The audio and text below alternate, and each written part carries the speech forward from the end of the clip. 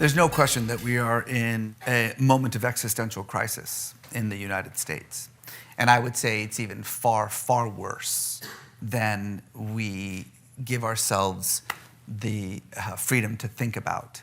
And I think that we are on a precipice. There's no question about it.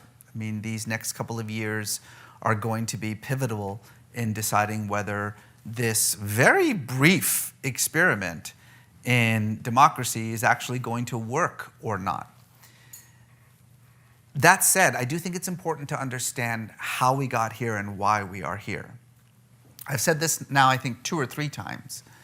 America is unique in the sense that as a nation of immigrants, we cannot define our identity based on any kind of homogeneity, the way that you can in much of the world.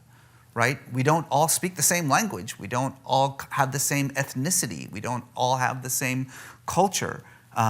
We come from different places, different worlds, different identities. And I think that in many ways that is part of the strength of what this country has become. At the same time, that diversity, which is becoming greater and greater every day, demographers tell us we are a decade, maybe a little bit more, from becoming the first nation on earth to be majority minorities. That's extraordinary.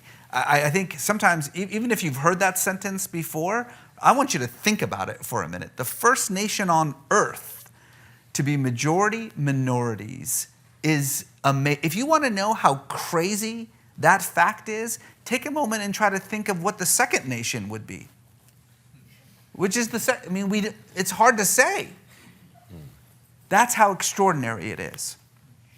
But at the same time, you can understand how threatening that fact is to people who have had the experience of majority forever and who have just assumed that this is what it will always be. They feel as though the privilege that they have taken advantage of, that has been part of their everyday experience for as long as they can remember, is being taken away from them. They believe that diversity and equity and equality are zero-sum games. That if you get extra rights, then those rights must come away from me somehow. That I must be giving up my rights in order to give you more rights, which is absurd on its face. Even as I say it, you know how absurd it is. And yet, this is a very real belief amongst this population. In those moments, what we always see, whether here it's in the United States or elsewhere, is a kind of snapback. We see a moment in which, when the majority is being confronted by the fact that they will soon no longer be the majority, what do? They react, sometimes in violent ways, in extreme ways, in order to maintain what they believe is an existential issue.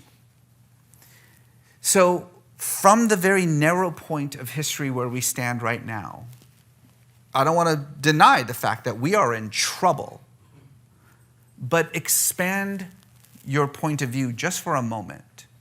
Look at this moment in time from a historical lens, and what you see is what it actually is.